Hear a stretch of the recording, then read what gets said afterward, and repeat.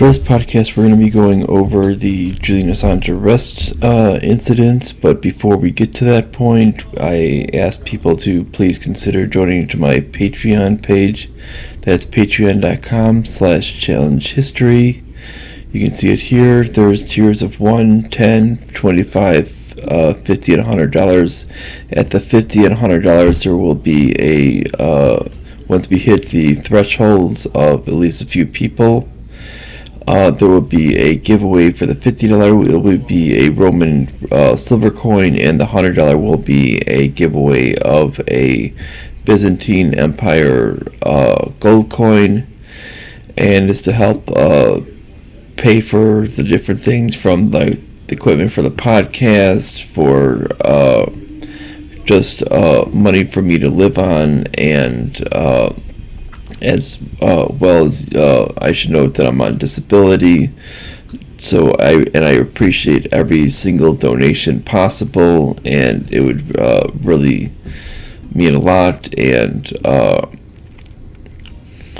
any type of and the higher the donation you get with it, the higher the aspect of a access to topics you would get to choose within reason for me to cover on my podcast. And now that being said, we're going to basically go over this. Now we're basically going to be doing in this style a media analysis, and we're going to be using the Ron Paul Liberty Report's coverage of the event as the basis for our information of it, because they are actually a reliable news source. We're not going to be using legacy news media, because they're going to spin it in the way that it makes him out to be this villain that's was this ultimate hacker, when he's actually part of the media. And we need to understand that he is a member of the media just as much as the New York Times are, just as much as CNN and Fox News and MSNBC and ABC, CBS and NBC are. And the fact is these other news stations are only interested in portraying a picture of him as this evil henchman. They're basically giving out the picture that has been portrayed by Mike Pompeo. And this should be noted. Mike Pompeo is the actual one that's kind of put, as well as other neoconservatives, are the ones pushing for this. Why? Because we'll get to that, because it was the actual showcasing of basically making them look, making the neoconservatives look stupid in what they were doing, and it showcased their war crimes. And this is really what this case is over, and this should be noted. And it will actually be pointed out here that that's what is on the actual point. They're trying to claim that he is not a journalist, when clearly he is, because he is not acting as a hacker. He is not a hacker. He is actually a journalist, and Wikipedia is even acting in the same thing. And as we know, Wikipedia is not considered an academic source. While you can use it as a jumping point, it still is not an academic source, and yet they claim him as some hacker. Now we know. Now when you get to it, they're going to state something on the actual initial judge. Now the initial judge states that he is acting in a very self-serving, arrogant way. Now, if you were self-serving and arrogant, since he is Australian, wouldn't he theoretically have only gone after the problems of Australia? Now, if you were basically arrogant and self-serving and doing all this stuff, he would have basically done that, and all of his pieces that he would have released would have actually been done in such a way that they would have actually mentioned his name constantly. His organization, his media organization, WikiLeaks, would not be called WikiLeaks. they would have been basically some tie-in with his name. With being Julian Assange, they would basically been some type of tie-in with that. They would never have been called WikiLeaks. They would have been definitely a tie-in with his name, because otherwise it wouldn't make any sense if this were the case. They would have been basically the way he would have always addressed the media. The legacy media would have actually been in such a way that it would have that he would have actually addressed it very, very similar to the way Barack Obama does, in which he mentions his name in several occasions, and this has never been the case. And we know that this has never been the case. When he addresses it, he very rarely, if ever, makes mention of himself. He merely makes mention of the actual releases, and which shows that he has no concern over what he's actually going through, because otherwise he would never have gone over and released information that would have actually have put his own personal well-being at stake. Why would he do this? This is not something that someone who is concerned about their own prestige, what they would do. They would never put their own well-being at stake. That's the dumbest thing possible. They would have rejected any possible thing with that. What they would do is they would basically put the highest profile things out there. They would have made them look as big as possible, but make sure it is as safe as a release as possible, in which they would not have any type of backlash no matter what they released, meaning that he would never have released the type of things that he did, and never angered any type of government. This would have essentially just limited him to going after things from corporations, because they know that he would known that no government would have actually gone after him regardless of what his releases had been. Now, if we look at a lot of his points, they've actually gone after things that have actually already been released, but the general public didn't know about, such as declassified things, and claimed that he's making some huge breakthrough after they've already been declassified. Now, that being said, we're going to go to the actual coverage here. Hello, everybody, and thank you for tuning into the Liberty Report. With me today is Daniel McAdams, our co-host. Daniel, good to see you. Good morning, Dr. Paul. How are you? Very good. The news is not necessarily good, but I'm doing well. And we'll talk about a subject that will be a disappointment, I know, to me.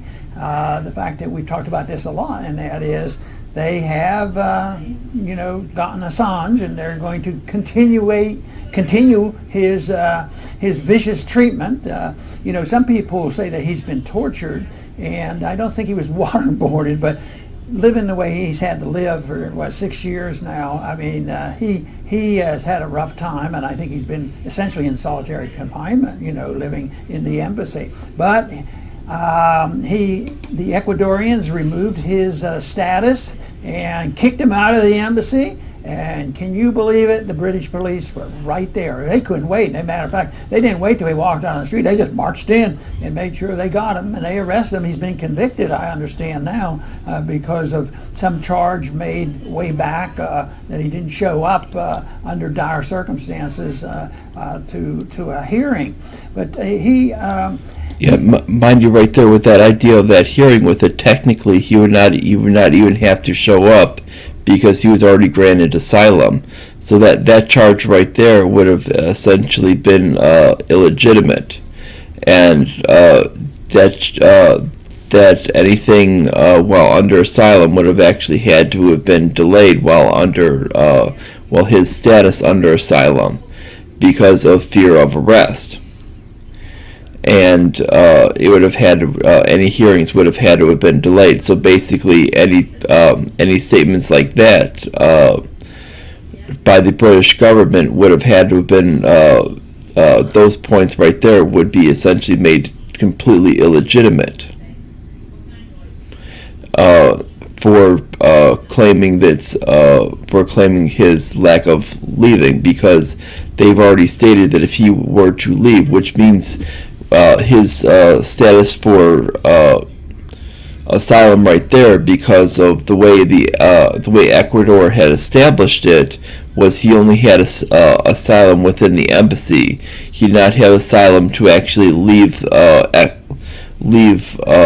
the Ecuador embassy and fly out to Ecuador, but rather only within the actual embassy, which means that he did not have the ability to actually leave that embassy without fear of arrest, and for charges that were actually just trumped up. If we look at the case of the one that a lot of people mention, which is the sexual assault case, which they're going to mention later, we see that that was actually just a case where the charges were dropped, and but yet we see that the British officials wanted to still go after him for failing to show up to court for it. Yet this is a case in which it was dropped. Well, once a case is dropped, you technically do not have to show up for court, even if you miss that date. He has suffered a lot. I think this is a real tragedy for all journalism, which means all the people who are trying to find the news. And I think he fits into the category that we've talked about so much, and that is that truth is treason, when you have an empire.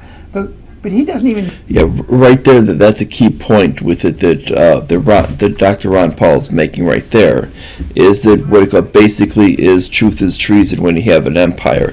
And I think this is what this is actually what the neocons are actually mad about, is essentially when you start, when you're the actual source of releasing truth, they don't like what's actually coming out, and they don't like the actual outcome of what's actually happening. And this is a major point, and that's what needs to be actually noted. Technically belonged to our empire. He's not a U.S. citizen, but no, he was dealing with some of our secrets, and he wasn't a journalist, they claim, and the judges make fun of him to say that he didn't get a fair trial. I mean, within minutes that they say, hey, you're convicted, and it's something like, when this first thing started, there was a charge concocted in Sweden, probably at our request, that there were sexual charges, which is not unusual to occur, but they were dropped because they obviously were phony. But anyway, this is a big issue. I don't think it'll be too long. He will be extradited. He is my estimation. He will be extradited, and he will suffer the consequences. I think the only thing now that might stop this is public pressure. And there are some groups out there, probably groups much bigger and influential than ours, but we have a few people who care about it, and we're going to have to encourage people to get to their elected officials and get some publicity for this, because this is obviously a miscarriage of justice if there ever was one. I don't know. Yeah, we need to know. We need to realize with this one, regardless of where you stand with it, that basically this is essentially would block any ability for the people to actually have information on their government, and this essentially blocks any type of whistleblower from actually having that outlet anymore. Now, when we started to realize the different things, like such as Snowden spying on, when Snowden released all the information of the government spying on its citizens and illegally, and when we started to realize these type of releases, this is an actual thing, and we've actually had other things throughout the past. Well, when they start going after these journalists like Julian Assange, well, this is going to change essentially the way things happen, and this is essentially no different than the situation of when Obama's war on the whistleblowers. This is just a continuation of it. And when we see that recently with Trump saying that he's basically going to stay out of it, well, that's a very, very cowardly thing to do. When Trump does this and says, "Oh, I'm just going to stay out of it," this is something that a coward does. When you know something wrong is happening, you need to really step up and call it out, and you need to basically state that something wrong is happening. And you should realize that basically is if this is going to happen under your watch with it, you need to call it out and say, we're not going to charge him. It doesn't matter. It doesn't matter if there's people in my own cabinet that want it. It doesn't matter if the Democrats want it. I am going to make sure that this doesn't happen. And essentially, if there's people in the Justice Department, basically, if his new Attorney General says, "I want this," you have to tell that Attorney General, "Bye, you're out the door," because frankly, you can't allow this, because this is basically continuing on the Russiagate stuff, and because they don't want this is because they don't want the actual truth. And if this is basically Attorney General Barr's way of so-called getting to the truth, trust me, you don't want him there. And we can see that this is a potential thing of of why he's doing this, because Barr's linked to Jeb Bush. Jeb Bush was one of the people actually paying for the dossier that was trying to go after Trump, and in the start to try to elect him. And Jeb Bush and Barr is one of Jeb Bush's people. This is what people need to understand. He's not a Trump person. So for Trump to actually want to bring him in was actually one of the dumbest possible things. He should have merely just basically took Whitaker and just slid Whitaker up to the Attorney General position, because Whitaker would never have actually done anything as dumb as this, and would have because Whitaker believes in actually supporting such things as the Constitution, and is a lot more friendly to liberty. Now Barr is not. Barr is essentially the opposite. This is another Bush person who essentially wants to essentially avenge this whole thing, and this is the idea of going after Assange. People have probably seen it, but we did have some video we wanted to cue of the arrest itself and showing him being dragged out really like an animal from the embassy. It's pretty dramatic stuff to see this. He looks like he's in terrible shape. He's pasty and white. He's been locked in this embassy without medical care for, as Dr. Paul said, 7 years. Well, justice is swift, you're right. He was already before a judge in the UK. The judge called him a narcissist who cannot see beyond his own self-interest. So probably pretty impartial judge, I guess. But now he's going to be held, and the extradition hearings, I guess, will take place in May. It's probably a pretty automatic thing. The judge is actually encouraging him to go for expedited extradition to the U.S. He says the advantage is you can go over to the United States, resolve this matter, and get on with your life, without happening to mention the fact that he's facing the death penalty. So that's British justice for you.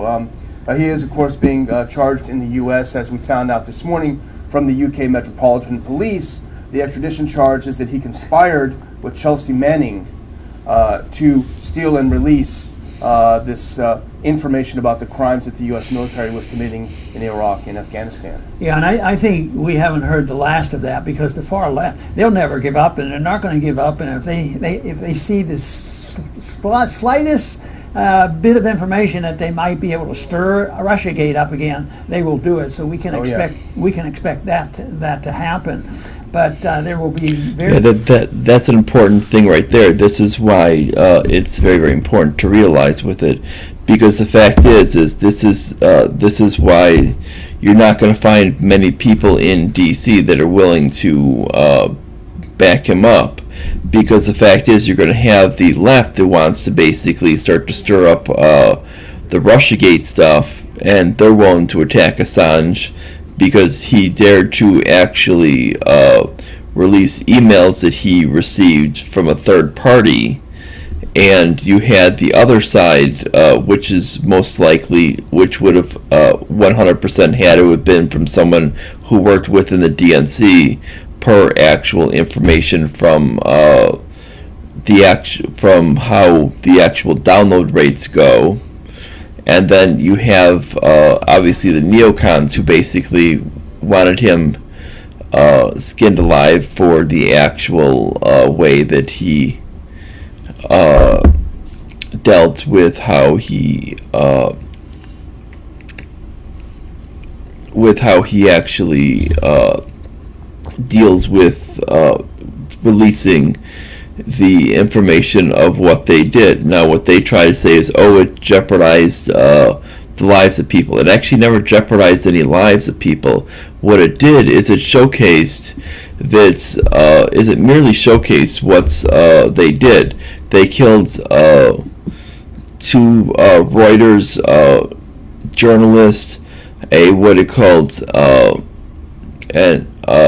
an infant, and a 77-year-old woman, amongst other people, that this would have been considered to be horrible, horrible things that the military did, and yet they didn't want this to be out. And then again, in addition to showcasing that the numbers of civilians killed were actually severely underreported. Now, this is something that made the military look bad, and they didn't want the truth to come out. And this is where they say, oh, it's what it called. Oh, he was jeopardizing the security of the military. He never gave out any names. It's just a matter of what happened was he ended up releasing information that was bad press for the military. It's called the truth.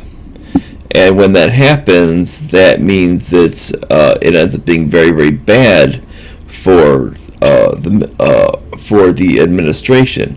Now, neocons don't like this. This really, really puts a big damper on that. Now, since neocons control all of the cabinet positions right now, or important cabinet positions right now, I should say, this is what you're going to get. This is why they want to basically skin Assange alive, and why Trump goes, oh, I don't want to impose. Well, Trump should impose in this case.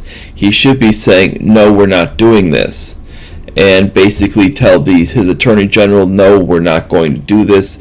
You're going to follow my lead, and we're not going to do this. We're going to leave him alone. He should essentially issue a pardon immediately once he gets here. Very little defense, in this trial, allowing people to defend him as a journalist. And, this definition of journalist is something else. I'm very generous in making that definition because I consider what we do is journalism. Maybe that's a stretch, but journalism should be very, very generous, and back in the old days, maybe the journalists meant newspapers and pamphleteering, but I think anybody who promotes and distributes information is journalistic, and they should have protection, under the law, and not.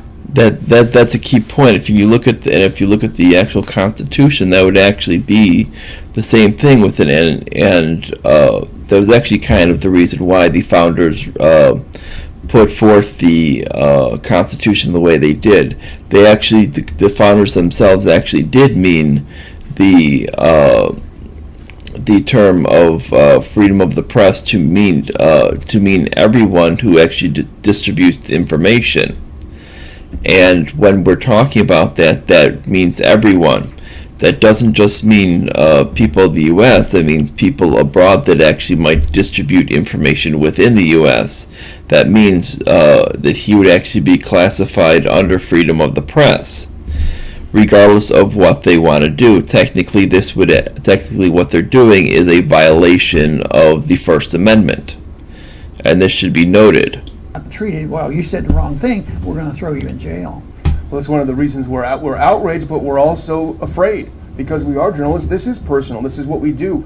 What's to stop, if they can get away with this with Assange, what's to stop them from running through that door right now and doing it to us? As Gunn Greenwald has pointed out, who's been a friend of whistleblowers, of course, from the very beginning, he says that the Department of Justice in the U.S. claims that part of what Assange did to justify his prosecution is that he encouraged Manning to get more documents to release. Well, that's what journalists do. When a journalist has a source, what does he say? No, don't bring me. No, that's just normally what journalists do. Bring me more information. You're my source, and a lot of it is classified. In fact, all major newspapers, television, CNN, etc., they've all broadcast the same things that WikiLeaks has published. So when are they going to be arrested? We shouldn't hold our breath. You know, this is an explanation or a demonstration on how powerful the empire is. I think our empire is shrinking in power. I think they eventually will lose it. We'll have the economic crisis, and we will not be king of the hill militarily. But as for now, we're in control, and countries do our bidding. And you know, I've said so often about our foreign policy, they do our bidding. We tell them what to do, and they obey. We give them money. If they don't, they can expect some violence or an overthrow or a coup or something like that. So this shows, though, how easily the countries are intimidated. I mean, how could anybody have a lot of respect for the people in Great Britain? Why would the people go along with that? Do they pay attention? Do they care? You'd think there'd be a few people there, but no. The British just roll over. They do what we tell them, and that means that we definitely are in charge of what's happening. And this whole extradition thing, it's almost magic. It's not like this is some criminal that committed. Yeah, one thing key with that noted with it is traditionally with extradition, if the death penalty is on the table, traditionally areas that are actually without the death penalty it should be noted that usually they will request that the death penalty be removed for any possible crimes, regardless of what the crime is. This is even in homicide cases. We've seen this in several cases. It's even with the relations between the U.S. and Canada,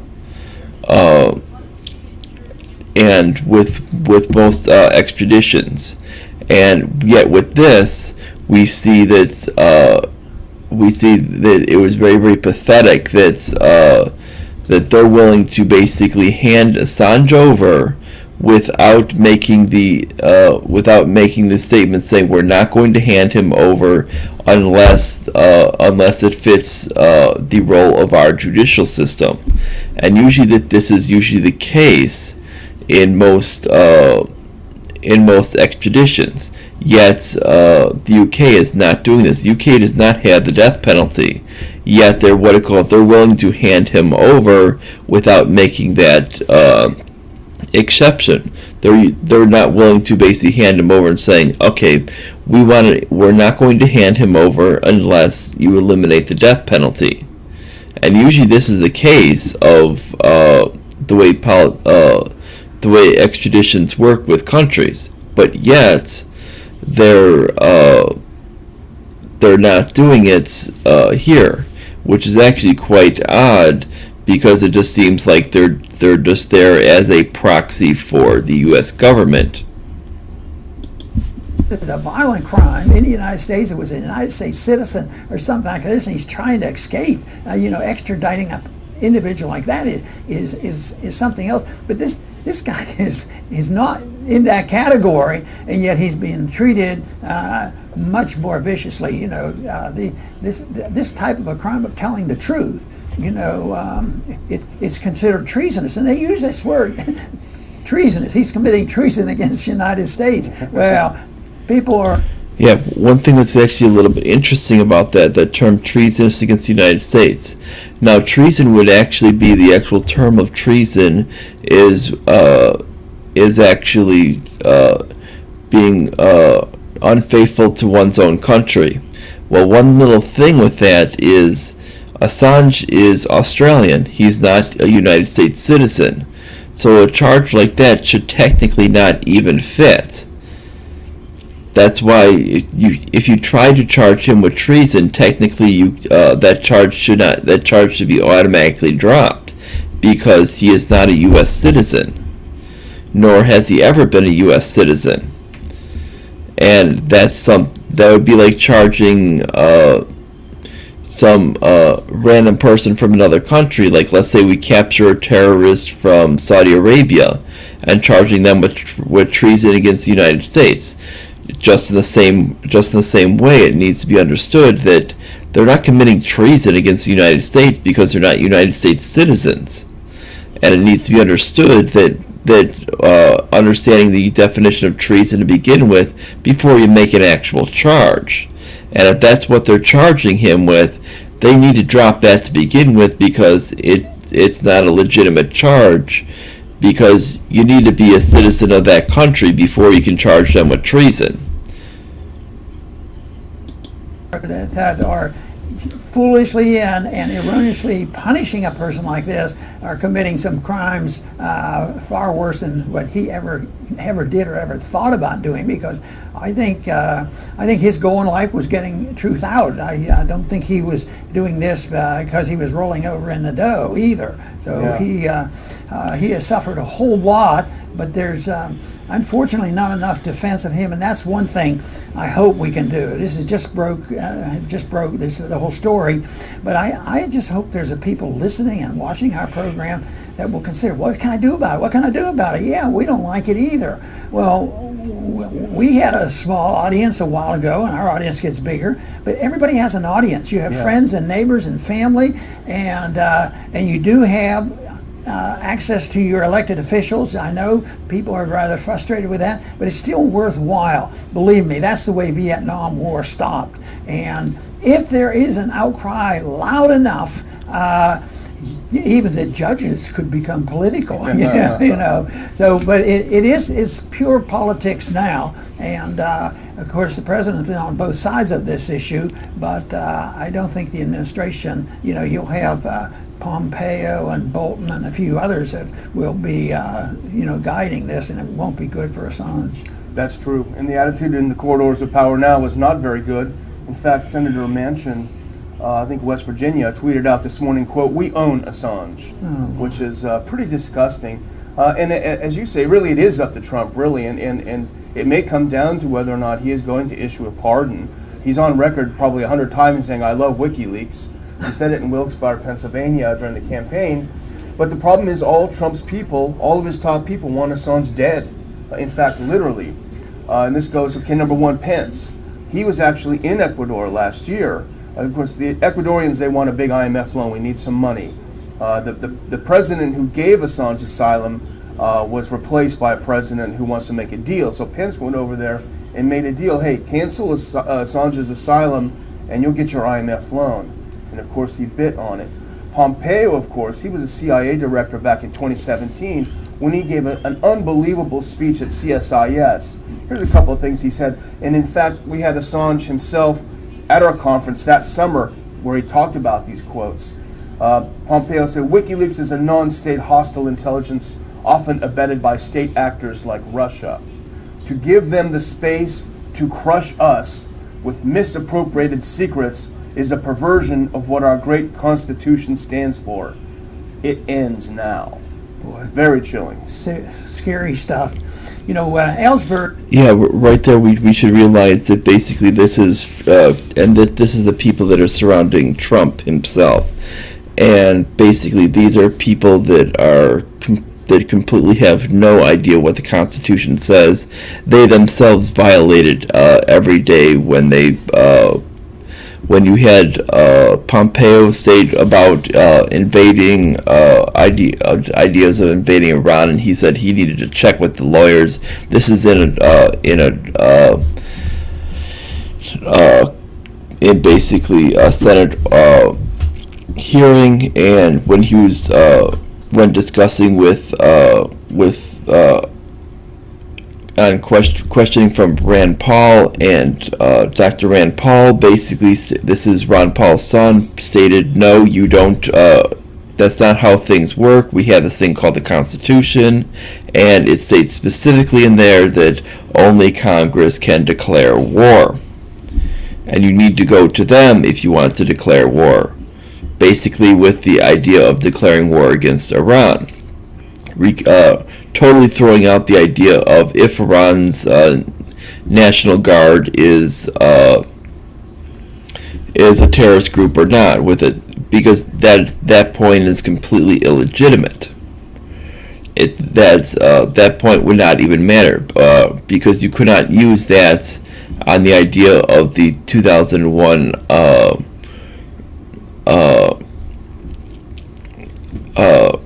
authorization for war, because the fact is they're Shia, and the people who attacked us are Sunni, and and he was even trying to make the garbage argument, saying, well, there could have been some factions of people in Iran. Well, yeah, there could have been, but those are going to be people who are Sunni. Those are not going to be people who are Shia.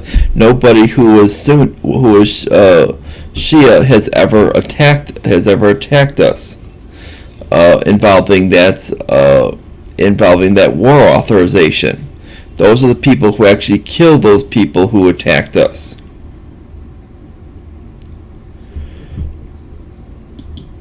Did not have to go to prison, and he, in a way, won. Except he won on a technicality on the way the proceedings go. So this means that Assange needs the best attorneys available, and at least back then they were willing to be judicious enough that if they were breaking the rules in the process, that they couldn't convict him under those circumstances. But whatever that can be done, but I'm sure he needs money for his attorneys and everything else, and I bet it's not difficult to find out how you can directly help him. But I think the public pressure is the most important thing, to talk to our representatives, because if they think nobody cares, they're not going to care. And right now, I have no good feeling for how Congress would even come down on this. I think right now my estimate would be, from my experience here, would be whatever is safe, whatever is politically safe, which means that they need to hear noise. They need to hear noise, and they better not say, yeah, we have to vote to extradite him and do this and try him and do all these things. But they should realize that it isn't automatically politically safe to just pile on and say, well, he committed treason, and he's disloyal to the United States, and all these arguments, and forget about seeking out the truth. Well, here's the problem. Here's why he's going to have a hard time finding anyone in Washington, because he told the truth. And telling the truth hurts the state. He hurt the state by showing what the U.S. was doing. We weren't liberating Iraq. We were killing a bunch of innocent people. The policy was horrible. We did terrible things. The state doesn't like that. It challenges the state. So this is when both sides, as you talk about, they'll come together and they'll have a bipartisan reaction, because that's the thing they fear the most. Things were going fairly well, because he had been declared a citizen, and he was allowed to be in the embassy. And then there was an election in Ecuador, and the president then was more friendly.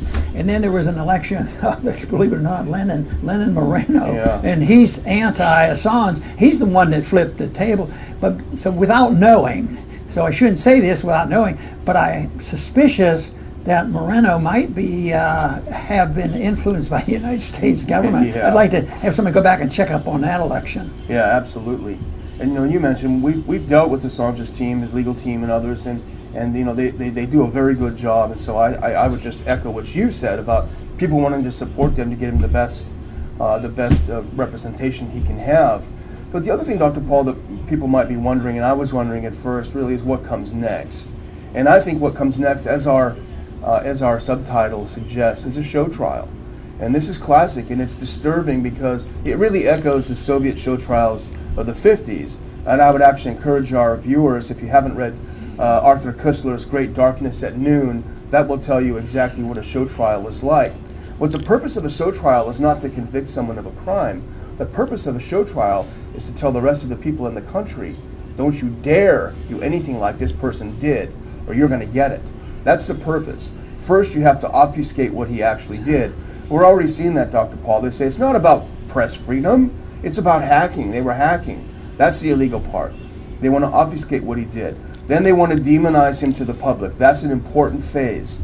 They'll put out more salacious details, sexual, embarrassing details. I bet they'll put out some financial impropriety to divide people against him. That's important. And then at the end, when all this is done, there can only be one verdict. You know, and I have a good friend of mine who lived in Albania during communism, and he told me how the trials go. And of course, this is exactly what they do. And at the very end, the people's prosecutor says, I'm sorry, the comrades have all said, the people have said you're guilty. How can I rule against the people? And that's exactly what we're going to see here. And it's really disturbing and disgusting. Well, there's one thing we don't have to worry. Yeah, that's likely what they want to have happen with it. Another one that I see that I was thinking they would possibly be going as with it is very, very similar to the situation of Sir Thomas More, and where they'd already declared him as being guilty, and he was basically just making his last little pleas, and basically it didn't matter what he did, he was already guilty, and he was basically making his pleas of natural law, and basically that's probably what they're going to do with him, or very, very similar to pretty much the situation of the execution of multiple patriots around the globe that we've seen for daring to question the empire. And this is what ends up happening. They try to kill you. Doesn't matter if we talk about the case of the execution of Jose Rizal out in the Philippines for daring to actually question that, and where he's killed by Spain, or if we're talking about Thomas More, or if we're talking about in this case Assange. This is where where the empire realizes, essentially you realize at a point to where where the empire is coming to an end. You're desperately trying to protect it, and you're doing whatever you can. Now eventually what this is going to realize is going to essentially make a turning point. This is what the empire doesn't realize, what these neocons and what some of these liberals that are getting behind it as well. They don't realize that essentially it's going to create a turning point, and that this is what ends up happening every single time. People do not realize that this is what ends up occurring, and you're going to find that it's going to create a massive turning point in foreign policy, and it's going to cause it to eventually collapse. And that's what's going to happen here. Worry about, and this is a positive. There is a setting of an example by Assange as well as Chelsea Manning, and that is the tradition in a show trial is they work real hard on signed confessions, and then they go ahead, yes, you've signed it, you've confessed, and you think that's going to help them get off and be excused. No, that's usually when they go ahead and do the final solution. Yeah. And this final solution could be life in prison. So they I wouldn't be surprised, but we don't have to worry about it.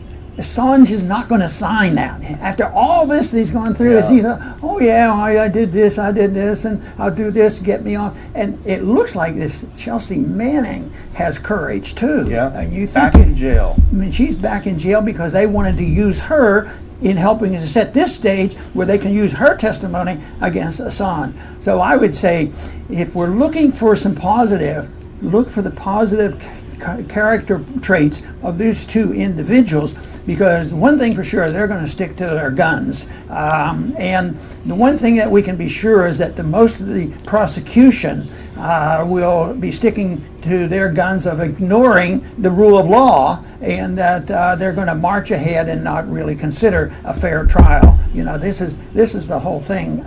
They're going to. Yeah, that's one point that needs to be noted, is that basically with Manning right there refusing to testify, we're talking that there is no evidence there. Then they need evidence to actually bring to the case. They can state all of these accusations, but in this day and age, regardless of what you have with it, it's going to have to be a trial by jury, and that jury's not going to convict without evidence. Especially in more modern days, we want to actually see evidence of people, and especially with this thing, we're going to see that they're going to say, okay, where's our evidence? And if they go, we don't have any, and they go, okay, is there any confession of either party? Well, we had this old confession from Manning, and there was no link to Assange with that.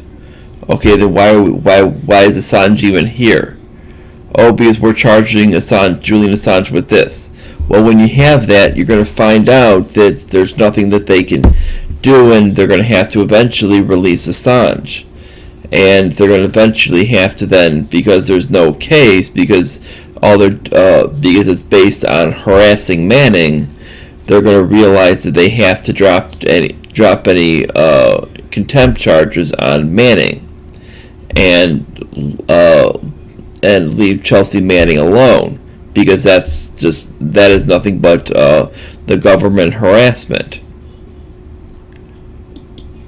Extradite him here to the United States to get a fair trial. I think that's sort of a mockery of what should be done, of having a trial in the land of the home and free of the brave, because we just these recent events, the last couple of years of all this election scandal and how the FBI was used and the Justice Department. I mean, people have lost confidence, and if this contributes to the loss of confidence, this is a benefit, because people shouldn't be overconfident. They should understand how our system works, and it shouldn't be saying, let's say somebody was unfairly treated overseas, or there was a controversy, and he's a good American and he's going to get an American trial. I want to come home, or I want to go to America. They're known to have fair trials, but I don't think our reputation is like that. Now, that might be the last place Assange wants to go. Yeah. He might pick almost any country over being tried in this country. Very sad, very sad. And, I think, as Dr. Paul said, the free press is not the only thing under attack. Free speech is not the only thing under attack. Really, it's our own minds that are under attack, our own perceptions, the way we can receive and process information. If learning the truth about what our government does is illegal, then we have no way of challenging. Then we truly live in a complete totalitarian system, where not only do we not oppose the government, we can't even think outside the box. So I would just echo what Dr. Paul says. If you've ever considered contacting your representatives respectfully, contacting the White House respectfully, writing letters, alerting your friends, this is going to take a sustained effort, not just a day or two, a sustained effort. People in the streets demonstrating in favor of Assange. This is our own future. This is our own country that's at stake. And so we have to take this very seriously. Very good. And as bad as it is, we still have some options. We still do have freedoms. We still have these programs. We still can speak out. We still have the internet, even with the shortcomings. And I was overly optimistic. Yeah, I think with this is basically they make good points that basically that we still do have a lot of benefits with it, but we still need to take this into account.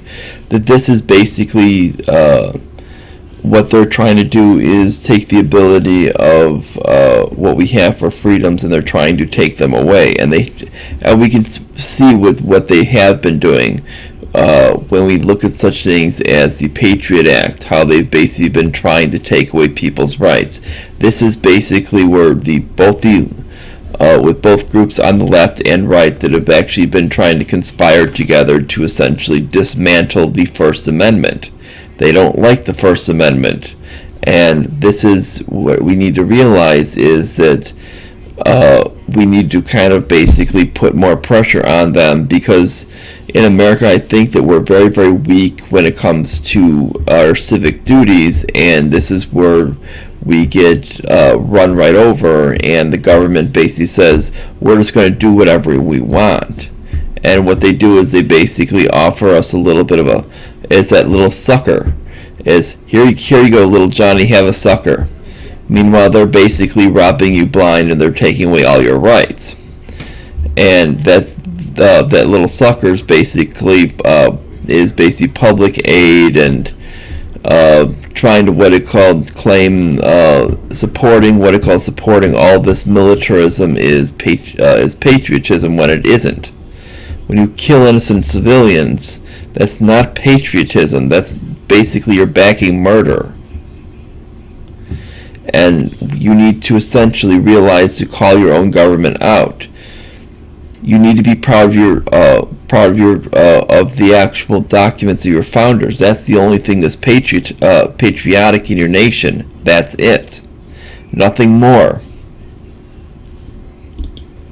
The internet, because it's not smooth sailing, but it's available. We still get information out over the internet, so we can look at it and say that something is available. It's better than when we only had 3 major networks and we got everything from the major network. So we have to keep pounding away to get information out, because that is the only thing. Truth is the important issue, and I think that the American people are ripe for it. Just having gone through these last 2 or 3 years of this nonsense of the FBI and the judicial system, people ought to say, there's something wrong with this, and what is it? Maybe we should look at this more carefully, and there is a reason why we should have all Americans looking at this case more carefully if they think it's important that the American people can speak out, and that the people who report and print it and write and get on TV and internet, they have to be protected. Because remember, the First Amendment to the Constitution was the right of free speech and talking to people and assembly. So that is key, and I always believe that was a great positioning of that amendment, because if we can't talk and we get put in prison for talking, even if it's imperfectly, that's bad news. So we'd like to stop the bad news and turn this around and make it good news, and activate and energize people who need to get this information out. I want to thank everybody for Yeah, basically what it says right there is basically we need to all get out there with it, and we shouldn't be scared to actually give out the real true news out there with it. We need to embrace the ideas of free speech, regardless of what the actual government is out there trying to do. Now, if you like this, like, subscribe, click the notification bell, make sure to share us all the way on social media, and make sure to check out my Patreon page if you had the money to donate. If not, share it with someone else who can, and I will see you guys later.